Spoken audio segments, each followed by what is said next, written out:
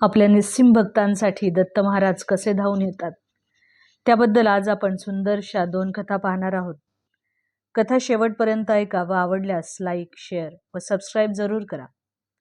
सर्व दत्त परिवारास साष्टांग प्रणिपात. दत्त माझा मी दत्ताचा. रचना श्री गुरुदत्त चरणी अर्पण.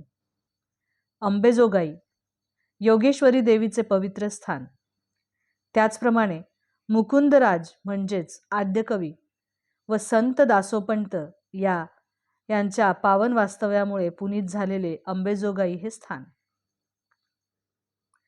आपल्या सगळ्याचे माहीतच आहे की दत्त संप्रदायात एकूण 3 पंथ आहेत. ते म्हणजेच दासोपंत, गोसावी, गुरुचरित्र पंथ. दासोपंती हा पंथ अर्थातच दासोपंतांमुळे ओळखला जातो.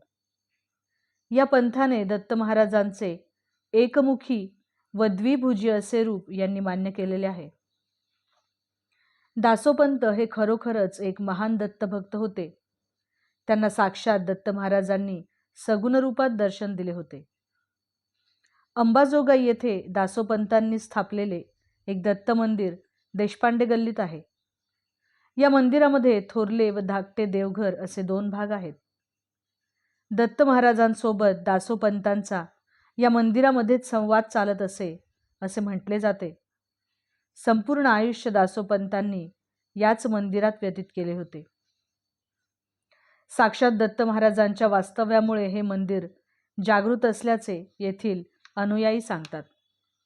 चला तर आता पाहूयात दासोपंत व औरंगजेबाची एक सत्य हकीकत. बादशहा औरंगजेबाची दासोपंतांवर खूप श्रद्धा होती.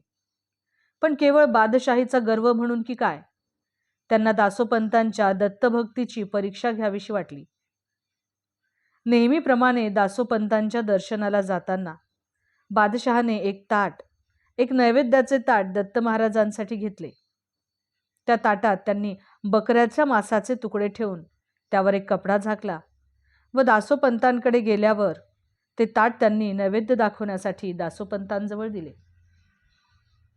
दासोपंतांनी निस्वार्थ मनाने मंत्र म्हणून त्या ताटाचा नैवेद्य आपल्या आराध्यास म्हणजेच आपल्या लाडक्या दत्त महाराजास दाखवला. तेवढ्यात औरंगजेबाने त्या ताटावरचा कपडा काढला. काय आश्चर्य! ते ताट गुलाबाच्या पाकळ्यांनी भरलेले होते व त्याचा सुवास सर्व बाजूस येत होता. हा चमत्कार पाहून औरंगजेबास फार आश्चर्य वाटले. ते दासोपंतासमोर नतमस्तक झाले व त्यांनी दासोपंतांना म्हणजेच त्यांच्या दत्त मंदिरास 3 गावे इनाम म्हणून दिले.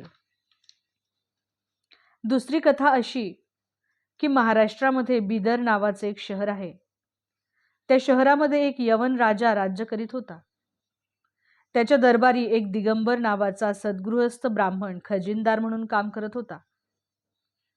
तो ब्राह्मण खूप प्रामाणिक आणि मेहनती होता. पण त्या राज्यात एकदा काय झाले की खूप मोठा दुष्काळ पडला. लोकांना 2 वेळच्या जेवणाची भ्रांत पडत असे. सर्वत्र दुष्काळच दुष्काळ. लोकांचा जीव अन्न पाण्या वाचून कासावीस होऊ लागला. हे पाहून दिगंबरास खूप वाईट वाटू लागले. त्यांच्याजवळ पुरेसे धन नव्हते की जेणेकरून ते सर्व लोकांच्या समस्या दूर करतील. त्यामुळे त्यांनी त्यांच्या राज्याचे धनाचे भांडार सर्वांना खुले केले व सर्वांच्या सर्व समस्या दूर केल्या. त्यामुळे त्या राज्यातील सर्व प्रजा ही तृप्त झाली. पण राजाला कळताच राजा नाराज झाला. त्याला दिगंबराचे हे वर्तन अजिबात आवडले नाही.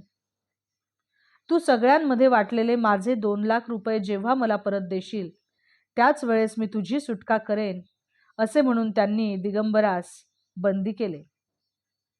दिगंबर पंतांनी त्यांच्या ओळखीवाल्यांना नातेवाईकांना विचारपूस केली, पण पैशाची काही तजवीज होऊ शकली नाही. हे पाहून दिगंबर हतबल झाले व राजाला त्यांनी विनंती केली की मला जराशी मुदत द्या. मी गावाकडे जाऊन तुमची रक्कम परत करतो. मला 2 महिन्याची मुदत द्या. दिगंबर हा एक प्रामाणिक सद्गृहस्थ होता. तो खोटे बोलणार नाही हे राजा जाणत होता. तरीही काहीतरी ओलीस ठेवायचा त्यावेळी कायदा होता. त्यावेळी दिगंबर पंतांनी आपल्या मुलास म्हणजेच दासोपंतास बोलावून आपली शेतजमीन ही ओलीस ठेवली व त्यांच्या बदल्यात त्यांचा मुलगा दासोपंत कैदेत राहण्यास तयार झाला. हे पाहून राजास आश्चर्य वाटले. पुढे गावी जाऊन दिगंबर पंतांनी दत्त महाराजांचे नामस्मरण व तप चालूच ठेवले.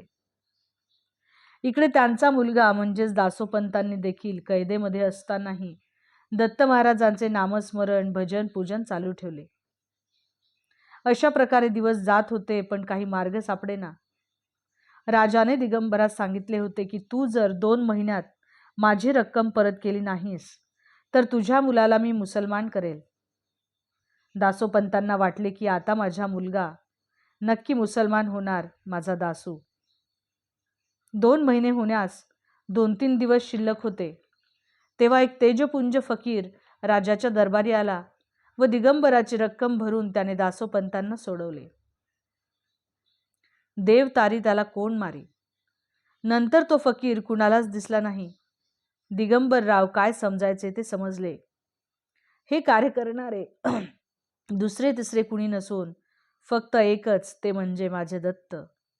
अवधूत चिंतन श्री गुरुदेव दत्त. दिगंबरा दिगंबरा श्रीपादवल्लभ दिगंबरा.